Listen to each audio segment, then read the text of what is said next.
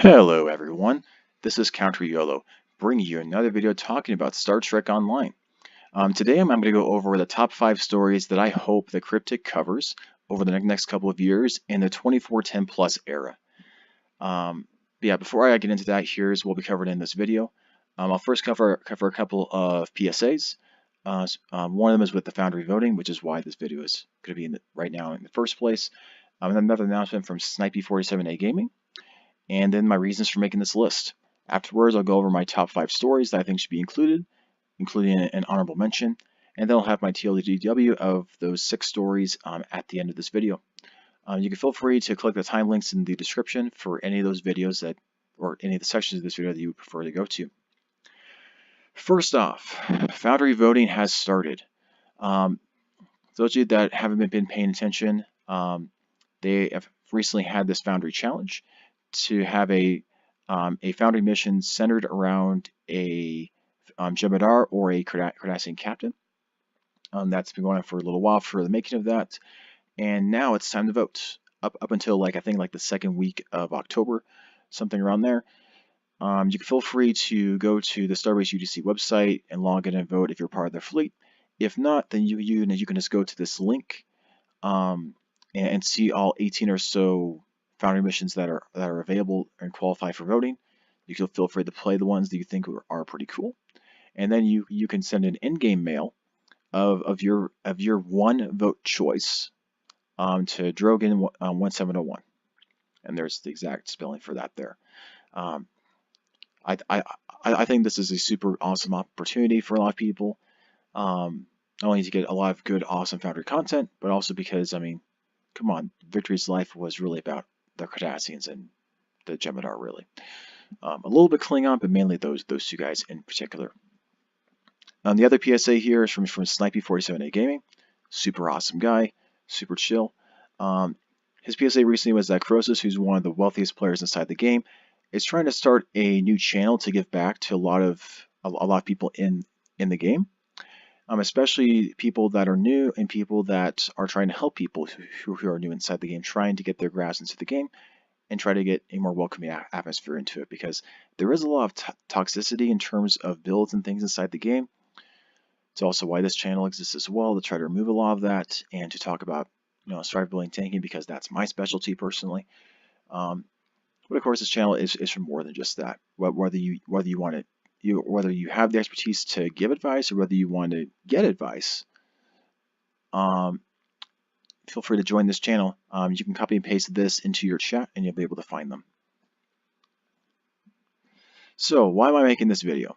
So alongside the fact, or beyond the fact, that the Foundry voting for the Foundry missions has just started, one of the most common concerns in the 10-4 weekly videos, like their most common question that they have to answer, is why they are focusing on Star Trek Discovery when a lot of the player base hates it, and why they aren't doing anything in the 2410 plus era. And the answer is, well, first off, Star Trek Discovery it's awesome to partner with the Star Trek franchise that's actually currently going, so that's awesome. And second, they know that a lot of the player base hates Star Trek Discovery, and so they're going to continue to release content in the 2410 plus era that isn't just Star Trek Discovery. They already know that. They already have plans for that. And so in this video, I'm going to go over what my potential ideas for probably the best missions that can be incorporated into the game based on what has already been seeded inside the game. Which means that these are also ideas which Cryptic should be able to watch my video and directly take if they want, because these ideas basically are already inside the game right now. They just have to make the missions. 2 of them you kind of have to construe based upon what's inside the game to make them, but they really aren't that far of a stretch for any of these ideas inside the game. My number 5 is basically what was hinted at the very end of Victory's Life. Right now, there is no big leader for the Tzenkethi right now. Sometime after the female changeling left Facility 4028, she infiltrated the Tzenkethi, killed their leader, and became the new leader. And then sometime after that, she stole Lucari protomatter tech and started bombing random planets, which happened to be housing dormant Herc. Now we tried to stop these and kept doing a lot of stuff in here. But at the end of the Victory's Life arc, right before the defense of Empersa, the female changeling is killed by a really powerful Herc. So now we're trying to figure out who the new leader is. Are they going to keep the Pro-Maritech or not? And I think it could be an interesting episode either way. Whether we're trying to talk down the new Tzenkethi leader from using Pro-Maritech for evil, or if they already say they aren't going to, maybe it's a radical sect that still wants to use the Pro-Maritech for evil or for bad stuff. And then we have to fight them with the Lucari and the Kantari to try to stop them from killing another planet, potentially also the planet of Tzenkethi as well. Potential add-ons for this mission. There's not really a lot of cool ones I could really think of. I mean, potentially a proto-matter bomb for ground kit modules. And if you want to really stretch it, maybe a secondary deflector space set, because we haven't had another one of those since the Dyson Sphere arcs. To be added because the Lucari are very scientific focused. But yeah, that's basically all for this. Fairly straightforward. It's just the writing to make this one really interesting. But it's definitely one that they've definitely alluded to. This stuff's already happened, so what's going to happen now? So my number 4 deals with my favorite 2 races inside of the game. Before I bring the text up, the Elachi and the Solanae are super insanely awesome. I'm just going to have to throw that out there. Solanae don't have as much backstory, but the Elachi definitely do, especially for Romulan captains. The Elachi, until the defeat and death of Hakiv, all the Elachi were basically perverse, mutated versions of Romulan people. That's all the Elachi were. After the defeat of Hakiv, the Elachi, the people being turned into Elachi were more than just Romulans. We also had Klingons, humans, Jem'Hadar. Basically, all of the general humanoid type races were being turned into Elachi, and you witness that in the episode "What's Left Behind." Well, whenever you rescue Sela. Now, the biggest question for me though is, because the Iconians are good now, is there a way to reverse this process? And so that's where kind of the biggest thing for this is like, where's the place of the Elachi and Solanae now? Because they were originally just servitude races for the Iconians. Well, the Elachi were a created race by morphing the Romulan people into basically just mindless servants for them, or nearly mindless servants for them. There's a ton of backstory and stuff with the Romulan arcs combined with the Iconian War. And so one of the big questions is like, if there's ways to reverse the process, there's some easy PTSD issues that you can bring into Star Trek Online, combined with torture and warfare. There's going to be a question like, well, because Tzenkethi is still a bad person, is she continuing those really bad practices of turning people into Elachi? Or, are the Elachi just so bad and so lost and gone? Maybe do we have to burn the Elachi just like the Romulans burned the Elachi the very first time, right before the Elachi assaulted New Romulus? Potential add-ons to the mission is if there's a way to reverse the process, having a new Elachi or Solanae bridge officer could be pretty cool. They might have to adjust the models and stuff for a little bit in order to have them be in the mold for a bridge officer, but I think that could be pretty cool. The introduction of new Tier 6 Solanae ships could also be implemented with a mission like this one, along with finally allowing full-on proton weaponry inside the game, because proton is definitely aligned with the Solanae in general. I think this is a super awesome mission. I don't know if Cryptic will actually go with this, and they're just going to try to pretend that Elachi and the Solanae no longer exist inside the game. It's pretty clear that they definitely do, though, so Cryptic really should be addressing this.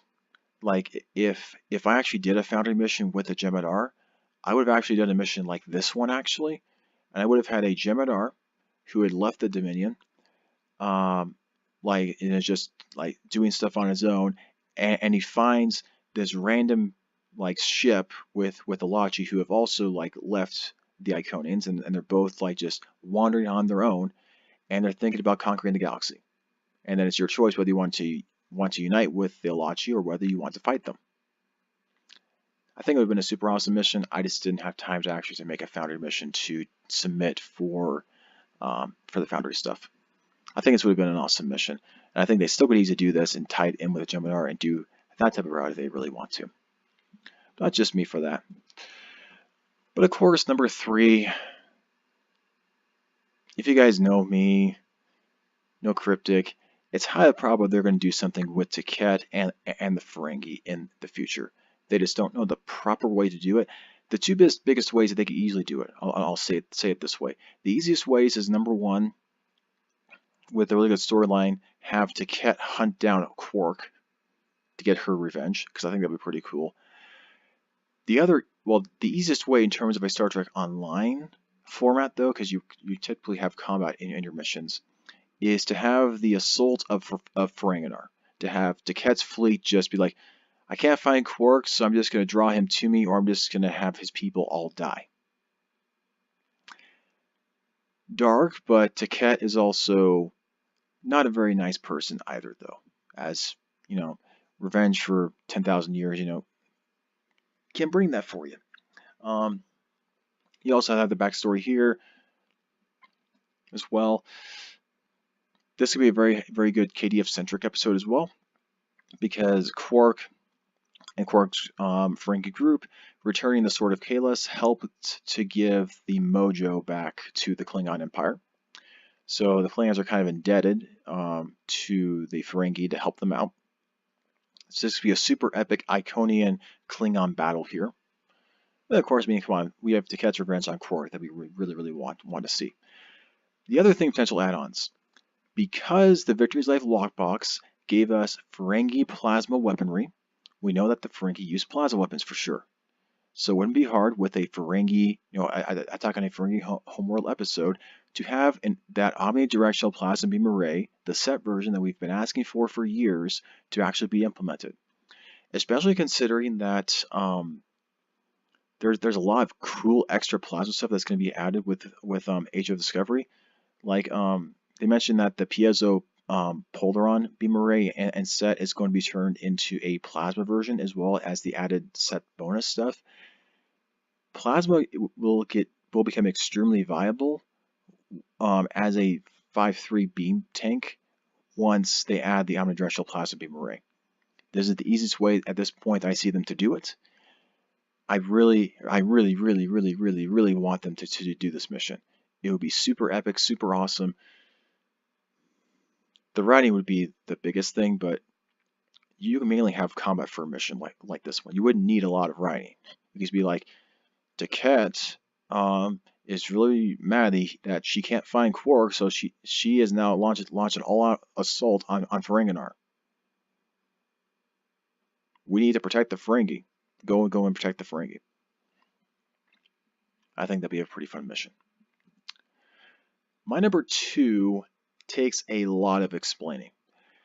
So there'll be probably a couple minutes here of explaining this. So the two most neglected races inside the game right now are the Voth and the Undine. So we're introduced to the Voth whenever we get into the Solanae Dyson sphere. So we discover this after we realize that there's this new Dyson sphere and gateway and stuff to get to the Delta Quadrant.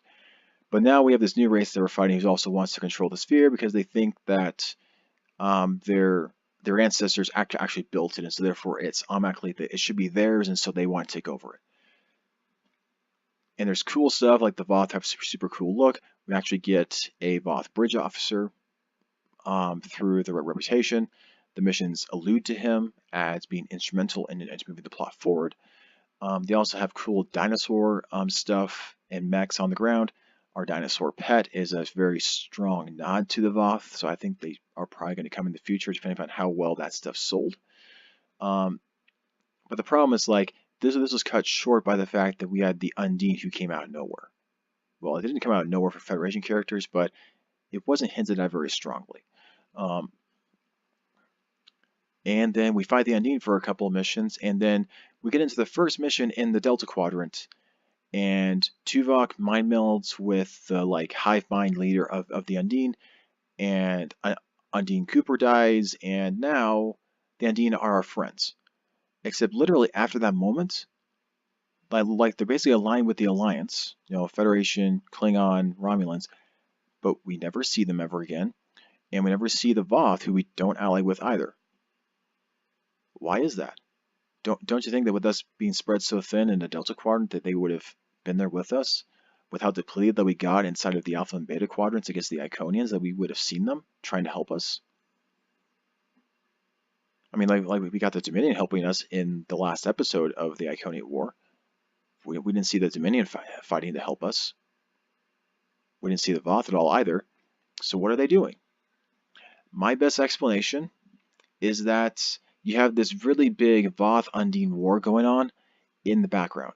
That basically the Undine are allied with us, but because of how stubborn the Voth are, what the Undine are doing now is that they're keeping the Voth at bay, keeping them from interfering in the Solanae Dyson sphere so that they don't do anything stupid there, and so that they aren't interfering with the rest of us, so that we can focus on the other battles, which are actually much more important. And so like it'd be really cool to revisit them back again, see how this conflict is going, and you know, try to weigh in on like trying to finish off the conflict. With this mission, they can easily add Undine and Voth ships that are tier 6 ships back into the game, because there are no tier 6 Undine ships and no tier 6 Voth ships inside the game, which is a big mistake on Cryptic's part. They're both insanely awesome and cool ships. The Voth ships are some of the best ships for tanking inside the game. You have to go to tier 6 ships in order to actually beat Voth ships in terms of tankiness, honestly, inside the game. The T5U Voth Bastion Flight Deck Cruiser, and of course the Voth Dreadnought Cruiser as well, but that one has a horrible look with a lot of bad visual connotations to other stuff inside and outside the game. The Voth Bastion is just a much better looking ship overall. So anyway, the Voth Bastion is the best budget tank inside the game. The Undine ships also are fairly good escorts inside the game too, especially for budget end. Having tier 6 versions of them would be super awesome. I would definitely get a tier 6 Voth ship if it was a nice good tank, but that's just me personally. Also, the potential to add proton weaponry, because proton weaponry is very good against the Voth, would also be a good addition for this mission or arc missions as well. Or who knows, maybe they're adding this to having an additional side expansion as well. Not likely, but this is one I think should be addressed as well in the future for Cryptic. My honorable mention goes to the Jem'Hadar. And this mission I would call the Jem'Hadar Identity, parodying off of a different, very popular Identities movie and book series out there. Basically, the biggest thing is that with the Jem'Hadar, with them not addicted to Keptisol White anymore, they're able to they have the option to have normal lives or to fight for other militaries outside of the Dominion. So I think it'd be pretty cool just to have one with civilian shenanigans, with them having conflicts and mistakes and stuff. I'm pretty sure, I've been checked, but I'm pretty sure a couple of the Foundry missions probably touch on this actually, and also the role of the Warta during this. If one of the missions isn't good enough, they might even just add that straight into the potential episodes that you can use with some of these potential add-ons to it. Some of them I definitely thought of was a Jem'Hadar Bridge Officer, a Vorta Bridge Officer, and the potential to get a Founder unlockable species if you play this mission as a Jem'Hadar Captain. In the 10-4 weekly videos, they had mentioned that at the end of the Victory's Life arc, they were tempted to say that if you finish the arc as a Jem'Hadar Captain, that they would allow the Founder species to be unlocked as well for your account. I think that they should definitely do that. There's people who, you know, really want Founder species. Why not let them have it? If they just play this mission and then pay, you know, the 100 Zen to get for a normal species unlock, I think that'd be pretty fair. Honestly, in my opinion, of all the ones I've listed, Cryptic is most likely to address this one of all of them. Frankly, because there are a lot of Jem'Hadar captains inside the game. But that's just me. My real number one is one that has been alluded to for an extremely long time. A lot of you in the game probably have no idea what I'm talking about with this. I'm talking about James Fadi, the leader of the Children of Khan. Now, for those of you who didn't pay attention to the Facility 4028 mission, basically all of the escaped prisoners thus far have been very strong nods to future expansions inside of the game. We had Taurus, we had the female changeling, I think there was like one other one too in there. Those are the big ones. Taurus for the Iconium War, the Founder for the DS9 expansion, and we have James Fadi, the other really big one, who is called the leader of the Children of Khan. Now we have some technical pseudo-canon inside the game with the 5-part duty officer assignment chain called the Facility 4028 Fugitives. I'm not sure that I really consider a full assignment chain really Star Trek Online canon, though.